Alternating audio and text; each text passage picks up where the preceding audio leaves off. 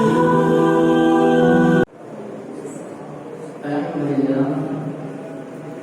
لله رب العالمين والصلاة والسلام على رسوله الكريم أما بعد فقد قال الله تعالى في القرآن الكريم وفي القرآن المجيد بعد أعوذ بالله من الشيطان الرجيم بسم الله الرحمن الرحيم إن الله وملائكته يصلون على النبي يا أيها الذين آمنوا صلوا عليه وسلموا تسليما اللهم صل على سيدنا محمد وعلى آل سيدنا محمد وبارك وسلم عليه اللهم صل على سيدنا محمد وعلى آل سيدنا محمد وبارك وسلم عليه اللهم صل على سيدنا محمد وعلى آل سيدنا محمد وبارك وسلم عليه وقال تعالى إني جزيتهم اليوم بما صبروا صدق الله العلي العظيم وقال نبينا محمد صلى الله عليه وسلم اتق الله واصبر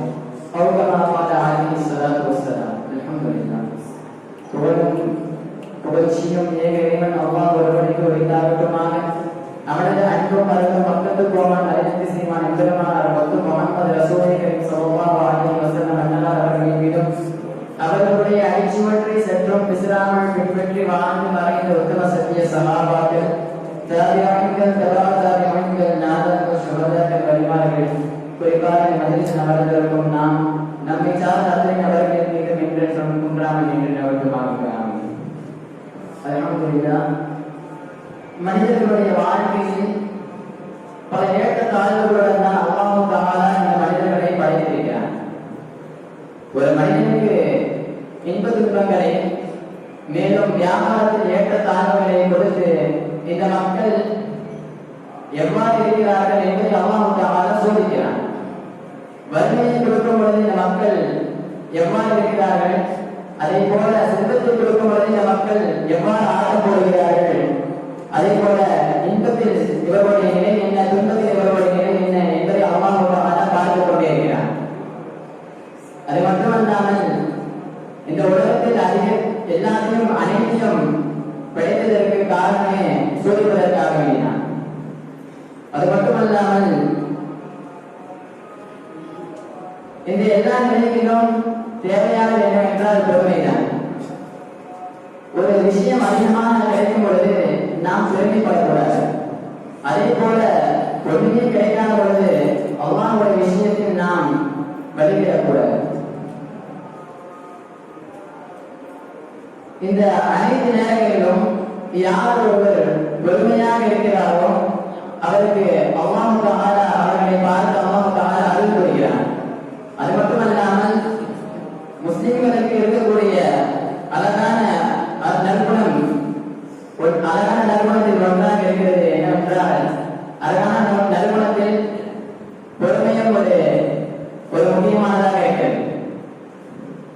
ஷரியத்தில் இந்த பொறுமையை பற்றி சொல்லும்போது சொல்கிறார்கள், அஸ்ஸபரு அலல் இன்சானி அலா யதுருஹு மஸாயிப். முஸீபத் என்பது பெறலாமல் தோணாமல் தன் நிலை மாறாமல் இருப்பதுதான் பொறுமை என்று ஷரியத்திலே பெரியார்கள் விளக்கம் தருகிறார்கள். குர்ஆனிலே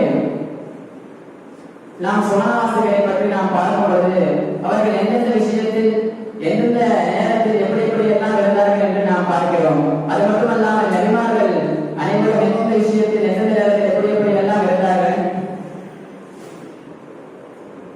எப்படி எல்லாம் இருந்தார்கள், எப்படி எல்லாம் வாழ்ந்தார்கள் என்பதை நாம் குர்ஆனிலே பார்க்கிறோம். அவர்களுடைய அடையாளமாக இந்த பொறுமை தான் இருந்தது என்பதை நாம் பார்க்கிறோம். அது மட்டுமல்லாமல் நபித்துவத்தை பற்றி பார்த்தோமானால் நபித்துவத்திற்கு பல அடையாளங்கள் இருந்தாலும் அதில் முக்கியமான அடையாளமாக இந்த பொறுமை இருக்கிறது. அல்லாஹ் தஆலா சுவனத்தில் வாழ்கின்ற மக்களை பார்த்து அல்லாஹ் தஆலா சொல்லும்போது சொல்கிறான், இன்னி ஜஸைத்துஹும் அல்-யௌம பிமா ஸபரு அன்னஹும் ஹுமுல் ஃபாயிஸூன். அவர்களுக்கு நாம் சுவனத்தை பரிசாக கொடுத்தோம். ஏனென்றால் துன்யாவுடைய வாழ்க்கையிலே அவர்கள் பொறுமையாக இருந்தார்கள், அதற்காக அவர்களுக்கு நாம் சுவனத்தை பரிசாக கொடுத்தோம் என்று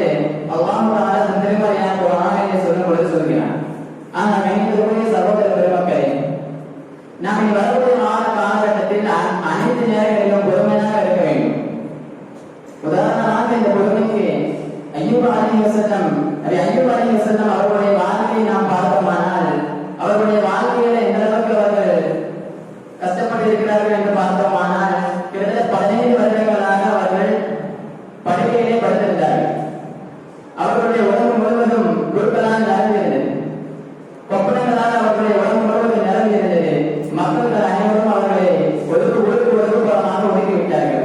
இருந்தாலும் நபி அய்யூப் அலைஹி வஸல்லம் அவர்கள் பொறுமையாக இருந்து அல்லாஹ்வை நினைவு கொண்டு அல்லாஹ்வை கூப்பிட்டுக் கொண்டே இருந்தார்கள். அதற்கு நான் வரலாறுகளிலே பெருமையாக நபி அய்யூப் அலைஹி வஸல்லம் அவர்களின் பெருமையை பற்றி பேசுகிறார். அது மட்டுமல்லாமல் அல்லாஹ் தஆலா ஒரு மனிதனுக்கு ஒரு பிள்ளையை கொடுக்கிறான். ஒரு குழந்தையை கொடுக்கும் பொழுது அவன் மிகவும் சந்தோஷம் அடைகிறான் அந்த நபர். அப்போ அல்லாஹ் தஆலா மலக்குமார்களை அனுப்பி அந்த நபரை உள்ளத்துல போய் பாருங்க, அந்த நபர் யாரை நினைச்சுக்கிட்டு இருக்காங்க போய் பார்த்துக்கலாம் அப்படின்னு சொல்லும் பொழுது அந்த மலக்குகளும் அந்த நபருடைய உள்ளத்துல போய் பார்த்து அல்லாஹ் சொல்றாங்களா, யா அல்லாஹ் அந்த நபர் உள்ளதான் நினைச்சுக்கிட்டு இருக்காரு அப்படின்னு சொல்லும் பொழுது அல்லாஹ் தஆலா அந்த குழந்தையை உடனே மரணமாய் செய்கிறான். அப்போ இப்ப போய் பார்த்துட்டு வாங்க மலக்குமார்கள் அனுப்பி வைக்கும் பொழுது அந்த மலக்குமார்கள் போறாங்க.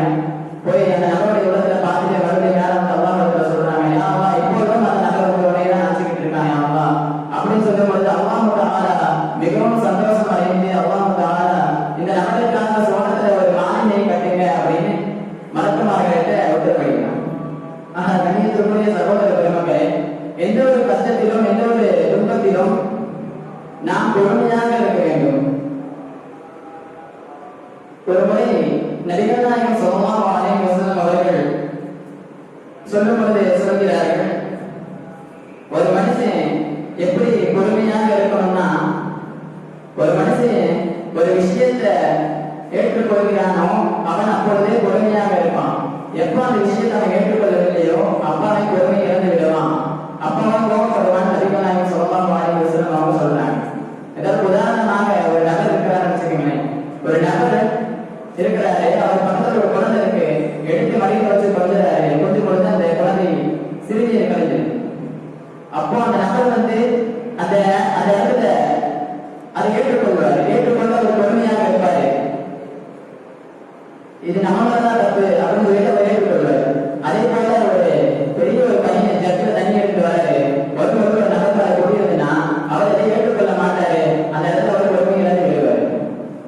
இதனால நமக்கு என்ன புரியுதுன்னா, ஒரு விஷயத்தை நம்ம ஏற்றுக்கொண்டோம்னா அந்த நாம் பொறுமையாக இருப்போம். அந்த விஷயத்தை நம்ம ஏற்றுக்கொள்ளவில்லை என்றால் நாம் அந்த இடத்துல கோபப்படுவோம், பொறுமையை இழந்து விடுவோம். நம்ம எப்ப பொறுமையாக இருப்போம் அப்படின்னா, அல்லாஹ் தஆலா எல்லா விஷயத்தையும் நிகழ்த்துறான், அல்லாஹ் தஆலா தான் எல்லாத்தையும் பண்றான் அப்படின்னு நம்ம நினைச்சோம்னா அந்த இடத்துல நம்ம பொறுமையாக இருப்போம்னு நபிகள் நாயகம் ஸல்லல்லாஹு அலைஹி வஸல்லம் அவர்கள் சொல்கிறார். அது மட்டுமல்லாமல் ஒரு முறை நபிகள் நாயகம் ஸல்லல்லாஹு அலைஹி வஸல்லம் அவர்கள் ஒரு வழியாக கடந்து சென்று கொண்டிருக்கும் பொழுது ஒரு பெண்மணியை பார்க்கிறாங்க. அப்போ அந்த பெண்மணியை கபருக்கு முன்னாடி உட்கார்ந்து அழுது கொண்டிருக்கிறாங்க. அப்போ நபிகள் நாயகம் ஸல்லல்லாஹு அலைஹி வஸல்லம் அவங்க சொல்றாங்க, இத்தபில்லாஹ் வஸ்பிர், ஒரு பெண்மணியை நீ அல்லாஹ்வை அஞ்சிக்கொள் அப்படின்னு சொல்றாங்க. அப்போ அந்த பெண்மணி திரும்பி பார்க்காம